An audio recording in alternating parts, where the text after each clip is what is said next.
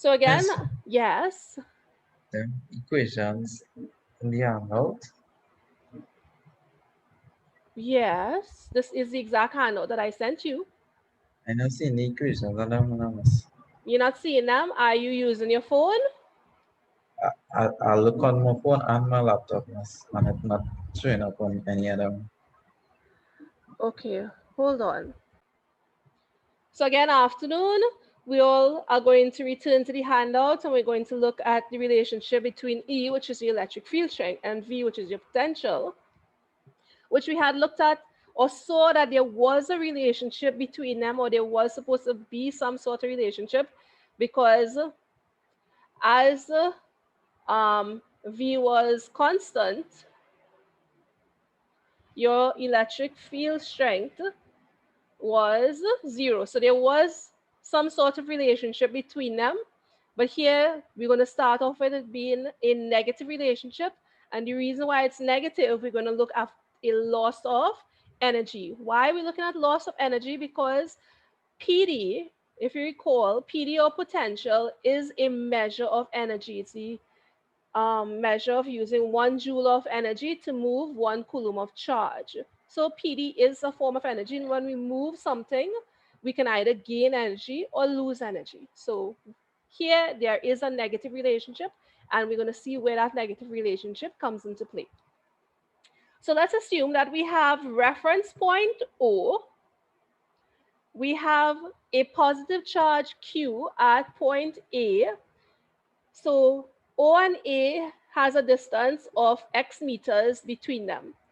And if I were to take my positive charge Q, right, and I were to move this positive charge Q to B, I would have done some work, because what is work? Work is forced by distance. And I know that this charge,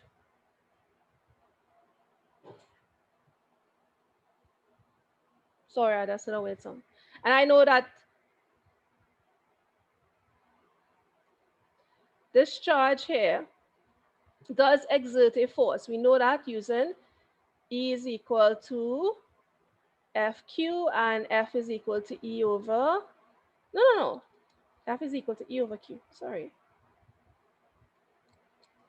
F is equal to E over Q, all right? So we can get some degree of electric force being emitted by our charge. All right, everyone. So in moving my charge from A to B, I would have done some amount of work. And we did start this last week. You know, work is equal to force by distance. We did start this last week. No, this week actually. Yeah, this week. And to change your work, remember delta. There are several letters that represent change. We have capital delta. We have common delta, and then we have D, which is the English version of delta. So all of these mean the same thing, which means the change. So change in work, or the amount of work that my would have been used to move my charged particle from one point to another, would be delta W is equal to force. Why is the force constant? The force is constant because the charge of a particle is constant. So that means the electrical field strength around it, um, that it can influence other objects and charges, is the same. And then we have delta x. Delta x is the same thing as talking about the change in distance. So let's look here. We have delta w is equal to f by dx. Dx also means delta x. Don't ask me why they're not consistent in using their terms. And I'm going to use force is equal to EQ. So I'm going to substitute that into here, and I'm going to end up getting delta W is equal to EQ by dx. Now we know that V is equal to W over Q. So if V is equal to W over Q, then delta V, the change in potential, will be the change in work divided by Q. Why is Q constant? Because the charge of a particle cannot change. That's a fundamental property of any charged particles. An electron will always be an electron, will always be minus 1.6 by 10 to the minus 19 coulombs, no matter where you carry it in this universe. Well, we don't know what happens in black holes as yet, but I think they pretty much remain the same there too. So to get your change in potential, we are going to change the amount of work done in moving our charge. So delta V is equal to delta W over Q. And we already have a delta W expression. So we're going to take our delta W expression and substitute it into here. And we're going to get delta V is equal to minus EQ delta X upon Q. Here we see the Q's will cancel. And we're going to be left with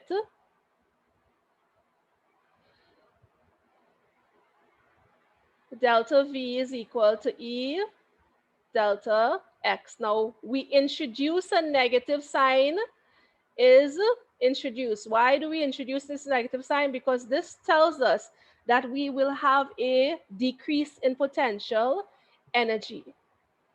What is potential energy? Energy tells us potential energy, not potential, yeah, potential energy. That tells us how far away our object is from the point source. So if you move something far away from its point source, you're going to have less energy being experienced by your other objects. So we just introduced the negative sign here to indicate that we have a decrease in energy, and hence V is negative. So delta V will be equal to minus E delta X. We put all the deltas on one side, or your changes on one side, and we're going to get E is equal to minus delta V over delta X, or minus E is equal to minus dV dx. For math students, well, math students, you can actually see where this comes from in graphs. When you have to use graphs, you'll see this. Unfortunately, we don't have equipment, even at university level, to investigate this. But we can just take this as the equation where we have E, which is our electric field strength, is minus change in your voltage divided by change in your distance. And we have a name for this. This dV dx is called your potential gradient. So you're going to hear us say potential gradient and say like, but what is that? Potential gradient is actually a formula.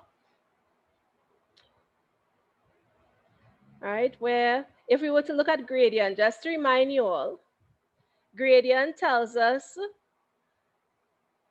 to look at the change in y over the change in x. So here, that is regular gradient. So here, since we are looking at change in potential over dx, which is your change in distance, we just call it potential gradient. So one really and truly is not very much of a stretch from regular mathematics. And just moving on to make this simpler, because we will always use the simplest form of this equation. When we have parallel plates, the field is uniform, and delta x becomes the distance of separation of the plates, or the separation of the plates. So this is where we look at two uniform flat plates, and between these plates you will have a very uniform electric field between them. All right, they won't vary, as opposed to a sphere. A sphere does not have a uniform field. That field varies as it goes outwards. This is a uniform field. A sphere does not have a uniform field. So we can replace the equation. We could replace the delta V's and the delta X's with E is equal to V over D. So this is the equation we use. E is the electric field strength.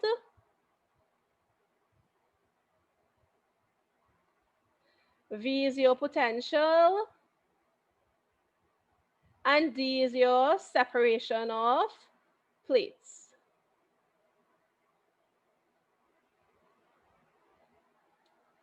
All right, so just this is the equation that we use in our questions. You're going to see one of those questions just now, all right, in our tutorial section. From here, questions involving potential gradient and field strength can be solved by using a combination of all our questions. So all of our formulas, remember I told you that we can take all our formulas and combine them to work out unknown quantities. And here, let's look at how our formulas do combine to give us one to the next. We know F is equal to Q1, Q2 over 4 pi epsilon naught R squared. I know that force is equal to EQ, or E is equal to F over Q. So all you have to do is just take this equation and remove one of your Q's to get E. I know that E is equal to V over D. Just looking how the one jumps to the next. And if force is equal to E by Q, then force here using this relationship instead will be V by Q over D. We didn't do any of those proofs, but you all can see how one equation jumps straight to the other one. So all of these equations do combine to give you one big long working.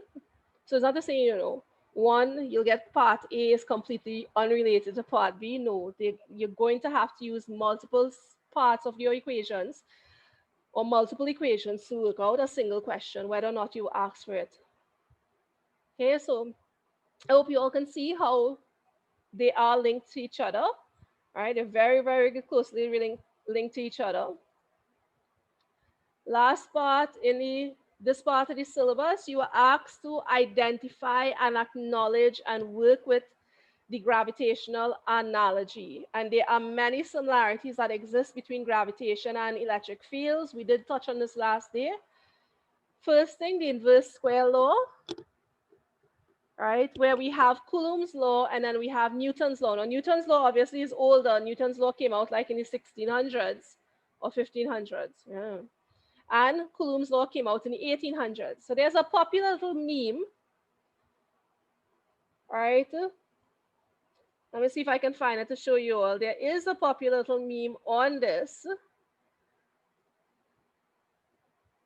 where they showed how similar the two equations or the two relationships are. Where is it? Anybody ever seen this meme on Facebook? No? All right, so what we have. I never saw that meme. Yeah, I'm a physicist. I'll see all of these, right? So we have Sir Isaac Newton. Why is my pen not drawing? Right? So Isaac Newton coming up with his original equation, force is equal to Gm1, m2 over r squared. And we have Coulomb peeking over his shoulder, coming up with, his nice, brilliant AI thinking of something. All right? He's thinking of something and he came up with nearly an identical equation, just different terms. So it's a little brainy joke. So the two are very related. And we do make a joke somewhat about how similar the two topics are and how similar the equations are. All right, so Newton came up with it first, and Coulomb's work was extremely similar. Right, which is very, very, very funny. So let's go back to our electric fields. So just to see that we have Newton's laws and Coulomb's laws for inverse square law are basically the same equation. Just instead of G, we have the permeability equation. Instead of M, we have charges. Going on further, electric field strength and force. Electric field strength is given by E is equal to 1 over 4 pi epsilon naught by Q over R squared, while gravitational field or acceleration due to gravity is G. Remember we said G and these two basically the same, you multiply by a constant by m over r squared. The exact same equation, except we have the m and the q's and we have the g's and that k analogy. Then the electric force is given by F is equal to EQ, and gravitational force, F is equal to mg. So they're very, very, where'd my pen go? Very similar. I lost my pen. Okay. All right. Very, very similar topics.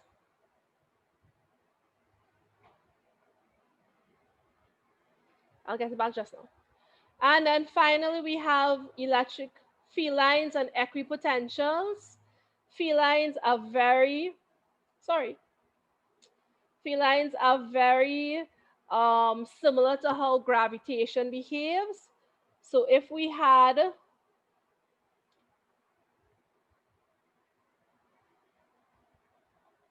me see if I get this back. If we were to look at how potential lines behave for positive and negative charges, you're going to see that those field lines extend out radially in a spherical manner. And the same thing happens with gravitation. Gravitation, you have everything being attracted in a spherical manner towards the center of an object, and it behaves the exact same way. The field lines for gravity behave as if they start at the center of the planet or the center of the object. So field lines behave as if they start at the center of a star and not from the surface, exactly like a charged sphere. Remember we did that for charged sphere, that the field lines appear to start from within the very center, even though you don't really see anything in the center. But there is gravity under the earth, but we have far more powerful things underground than gravity, like pressure and temperature. So the field lines are exactly the same. Please note that electrical potential and PDs are measured in joules per coulomb. You all have to remember that you do record potential in joules per coulomb at times.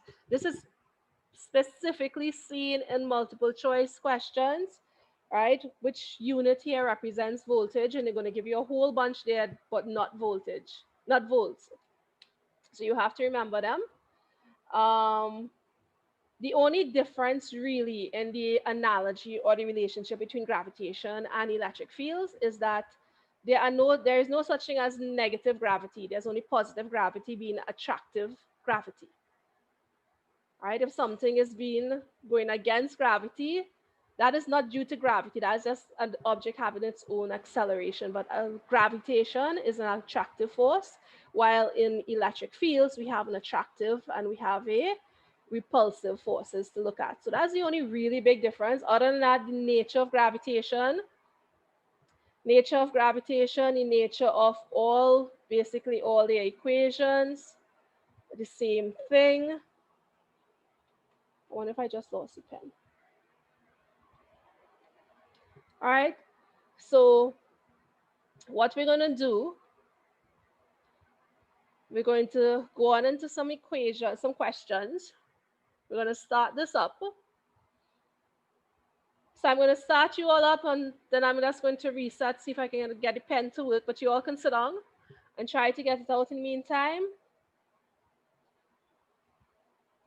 All right, I can use my mouse in the meantime. So let's read question 1. Two large horizontal parallel plates. So parallel plates already tell us that we're going to be using E is equal to V over D. All right, because we just saw for your potential gradient or your voltage and your electric field strength that parallel plates give us a particular equation. So parallel plates, we already know we're going to be using E is equal to V over D. We have our separation of 2 centimeters. Please use SI units. So if anybody here works out a question and it's different by 100, we'll know why. At 2 centimeters apart in a vacuum, the upper is maintained at a positive and the lower is maintained at a positive relative to the lower, so that the field potential difference between them is 2.5 by 10 to the 5 volts meter. What is the PD between the plates? So I know what is the field. Here they have told us what the field is, or the electric field strength. They've told us what the distance, this is just per meter. I can't see the per meter. Yeah, volts per meter. All right, so we know what the electrical field strength is. We know what the distance apart is. They have asked us to find the potential. Very easy question to do. E is equal to V over D. You're just being asked to find V. If an electron of charge 1.6 by 10 to the minus 19 coulombs and mass 9.1 by 10 to the minus 31 kilograms is liberated from rest at the lower plate, what is its speed upon reaching the upper plate? Now, to do this question, you all hearing me? Hello? 9 degrees. Yeah? I just got a message that my internet dropped a little. Miss, Anyway, if it's okay, what were you saying?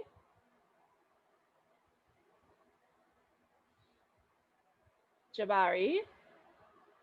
yeah, you know. Okay. All right, that probably was the internet because I just got a message that the internet was unstable. Yeah, it's not raining here as yet, but if it's raining in other places, obviously the signal is going to get interrupted. But good thing we're recording, so it will record directly to the computer. So when I put it back up, I do have to put up the last class one. My apologies. And so I'll put up these two probably today, so you can follow and see where we miss. So reading again, if an electron charge of 1.6 by 10 to the minus 19 coulombs and mass 9.1 by 10 to the minus 31 kilograms is liberated from rest, so we know it starts moving at rest from the lower plate.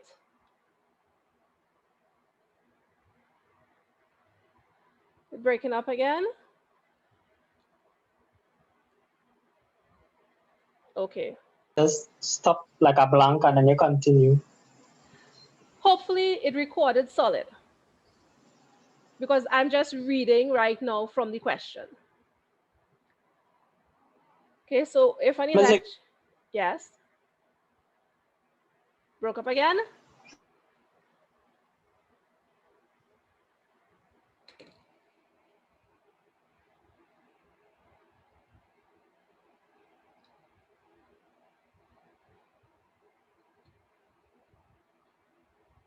Okay, that looks fine.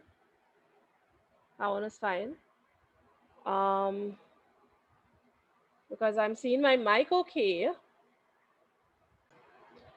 Okay, so let's just run through these quickly. We want to start going on. Good, you got A and B, great. All right, so that's for the recording because I did start recording really well. Okay, internet is bad, but we're still recording. So for part A, we did have E is equal to V over D. And I do know what my E is. I know what my D is. So let's calculate V. V will be equal to E by D, which is the 2.5 by 10 to the 5 multiplied by our distance. And our distance apart is 2 centimeters or 0.02. And you end up with 5,000. So we know what our voltage is. So we're going to use this voltage in our second part. So let's go on to our second part. Our second part says if an electron of charge, we have charge, and we have its mass, is liberated from rest at the lower plate, what is the speed upon reaching the upper plate? So we're going to use V is equal to work over Q. All right, now please remember work is equal to energy. And here we're going to use your energy as half mv squared. So you see how we use all of our equations, all of our physics knowledge are now going to play together. It's not just mechanics one side. Everybody plays together to get your stuff. So what we're going to have, we can just go ahead and manipulate this a little bit and we'll get work is equal to V by Q. Now, personally, you all remember, I do like to work with my maths first, my equations first, and then just plug in values. If you want to do this, you can go ahead, that's fine. Or you could just go and work out and substitute. I know work here represents kinetic energy. Half mv squared is equal to voltage by charge. Let's just find out v, or your velocity by itself. So we carry this half across here, it becomes 2 mv squared is equal to 2vq. All right, v squared will be 2vq upon m. And then to find your velocity, I know it's confusing with your two v's in here, but your velocity What is the reverse of square? Square root. So we take square root of 2v by q over m. So all you have to do is to find the square root of 2 by 5,000 by your charge of an electron divided by the mass of said electron. And you're going to end up with, what did we just get? 4.19 by 10 to the 7 meters per second.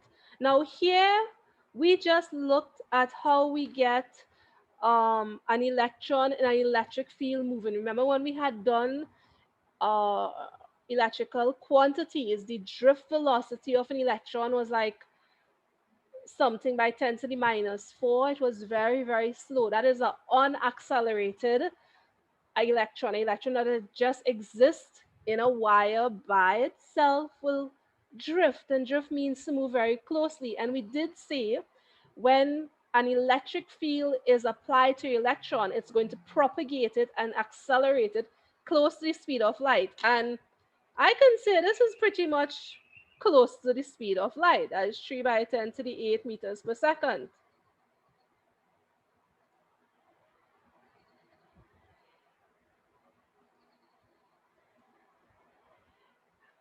Okay, now, as you all are saying, I did say the internet is a bit wonky right now. So let's just go through this all over again. Hopefully the internet doesn't drop. And I hope that the recording is fine. The recording should be fine because it's just my phone recording straight to the computer. All right, so we'll check the recording afterwards. So let's just go through this again, which was pretty simple. I hope you all could follow this. Where did you all hear me break up from? Which side? Somebody tell me, where did I break up from?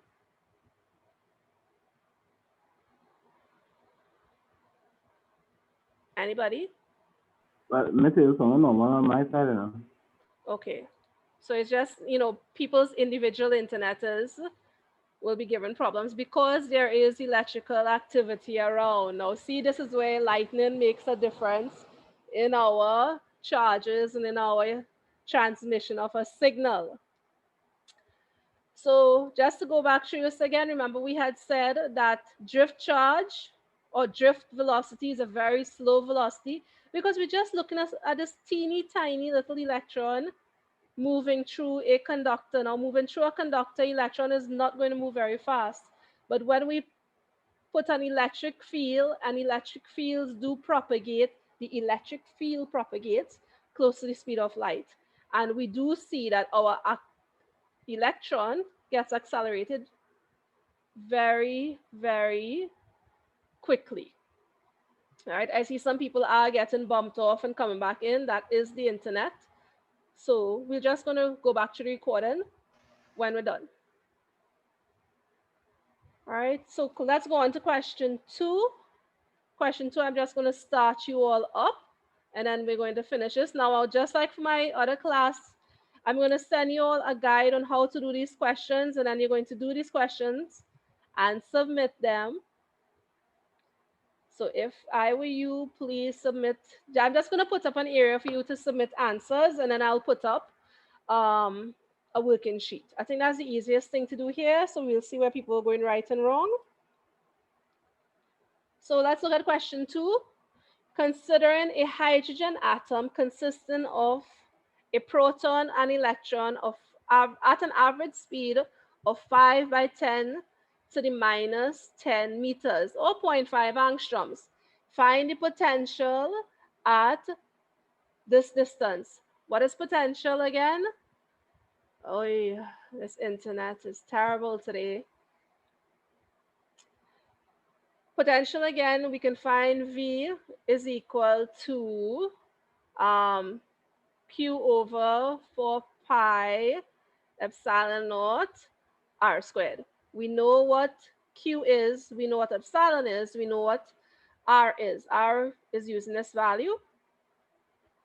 So we could go ahead and work out what our potential will be for part A.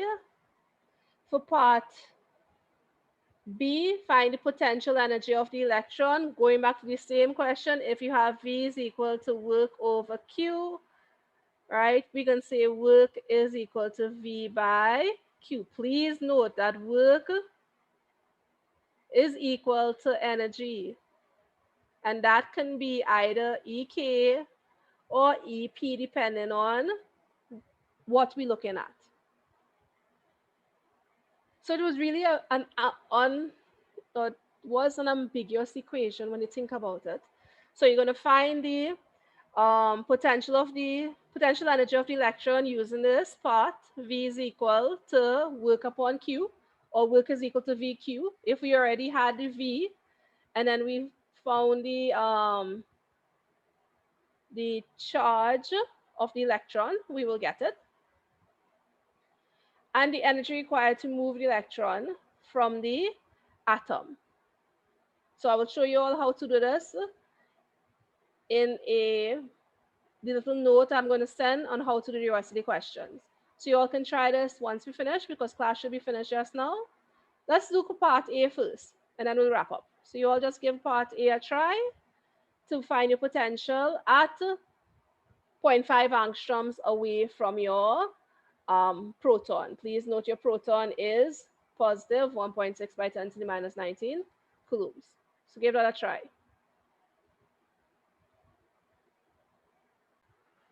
So just to finish up, let's look at question 2. Considering a hydrogen atom to consist of a proton and electron at an average separation of 0.5 angstrom meters, find A, the electrical potential at 5 angstrom meters from the proton, B, the potential energy of the electron. We'll do C. I'll send you the guide on C and the other questions afterwards.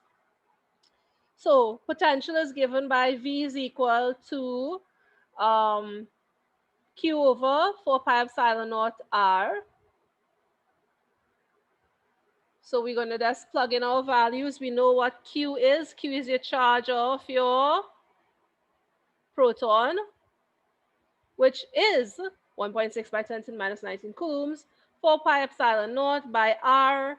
And all we're going to do here, R is your 0.5 angstroms. Plug in your values. When you calculate it, you will get 2.8 by 10 to the, not 28.8 volts. And then to get your potential energy, now remember, potential energy, work, kinetic energy, all fall under the same umbrella of energy.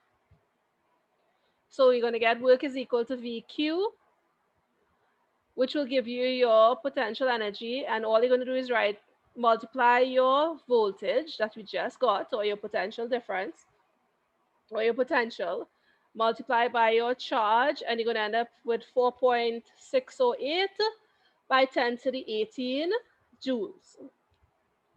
All right, so we will wrap up there. I will send you the guide on how to do the rest,